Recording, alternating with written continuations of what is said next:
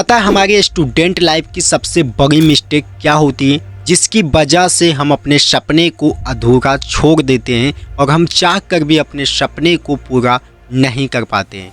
और ये गलतियां इतनी खतरनाक होती है जिसके झांसे में हम अधिकांश स्टूडेंट आकर फंस जाते हैं और अपने सपने को वहीं पे दफन कर देते हैं। और साथियों, मैं इसी टॉपिक के बारे में आज की इस वीडियोज में बताने वाला हूँ कि आखिर कैसे एक स्टूडेंट अपनी ज़िंदगी को बर्बाद कर रहा है। तो आप सबसे एक छोटी सा रिक्वेस्ट है कि अगर इस वीडियोज को क्लिक किए हो तो पूरी एंड तक जरूर देखना, क्योंकि ये आपकी आंखें खोलने वाली है। तो ज़्यादा टाइम को वेस्ट ना करते हुए सीधे पॉइंट पे आते हैं और इस वीडियोज को शुरू करते हैं।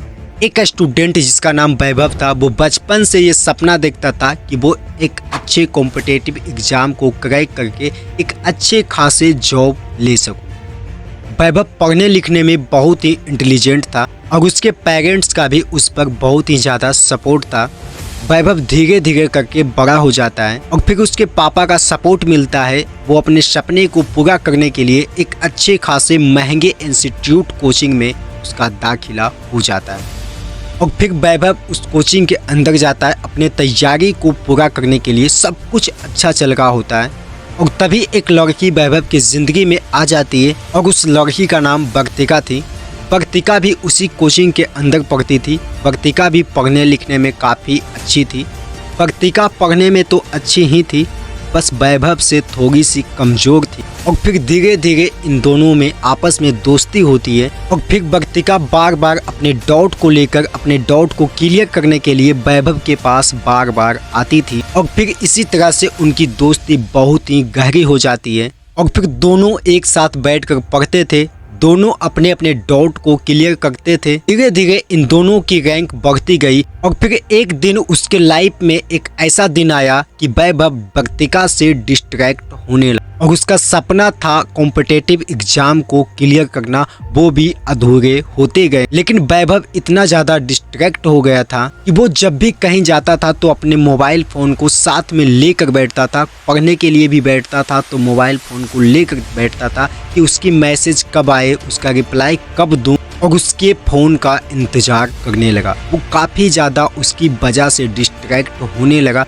उसको पढ़ने में भी अब मन नहीं लगता था, सिर्फ उसी के बारे में रात दिन सोचते रहते थे कि वो कब आएगी, उससे कब बातें होगी, उसकी कब शक्ल देखनी है और आज मेरा मैसेज का रिप्लाई क्यों नहीं दे रही है। ऐसे कई सारे प्रॉब्लम से वो डिस्ट्रैक्ट होने लगा और फिर वैभव बहुत ही ज़्यादा अपने लाइफ का इम्पोर्टेंट समय गवा दिया था और फिर उसके एग्ज़ाम बहुत ही नज़दीक आ चुका था और उसकी सिलेबस पूरा नहीं हुआ था। और फिर दोनों एग्ज़ाम देते हैं। जब रिजल्ट निकलता है तो रिजल्ट देखने के बाद दोनों शॉक्ड हो जाते हैं कि जो इंसान, जो लड़की वैभव से पूछ कर पढ़ती थी, उसके साथ उससे डाउट क्लियर करने जाती थी, उसका रिजल्ट हो चुका है और बेचारा वैभव का रिजल्ट नहीं हुआ। और पता है ऐसा क्यों हुआ? क्योंकि वैभव उसके चक्कर में अपने बहुत ही ज़्यादा समय गवा दिया था और अपने आप को बहुत ही ज़्यादा डिस्ट्रैक्ट कर लिया था। और साथियों, ये कहानी सिर्फ वैभव और वर्तिका की नहीं है। ऐसे लाखों स्टूडेंट जो अपने लाइफ में ये गलतियां कर रही है, जिसकी वजह से आज लाखों स्टूडेंट अपने लाइफ को बर्बाद कर रहे हैं। क्यों आप सबसे एक छोटी सा रिक्वेस्ट है कि अगर आपके आसपास में ऐसे बंदे हैं, ऐसे स्टूडेंट हैं जो अपने लाइफ में ऐसे गलतियां कर रहे हैं, तो वैसे स्टूडेंट को ये वीडियो जरूर भेजें और उनको समझाने की कोशिश करें कि ऐसे डिस्ट्रैक्शन से बचें, तभी वो अपने लाइफ में कुछ कर पाएंगे, वरना उसकी भी ज़िंदगी बर्बाद हो सकती है। और साथियों, मैं उम्मीद करता हूँ कि ये वीडियोज आपको अच्छा लगा होगा एंड वीडियोज अच्छी लगी है तो वीडियोज को लाइक करें और इस चैनल पे पहली बार आए हो तो चैनल को सब्सक्राइब करके अपना सपोर्ट जरूर दिखाएं।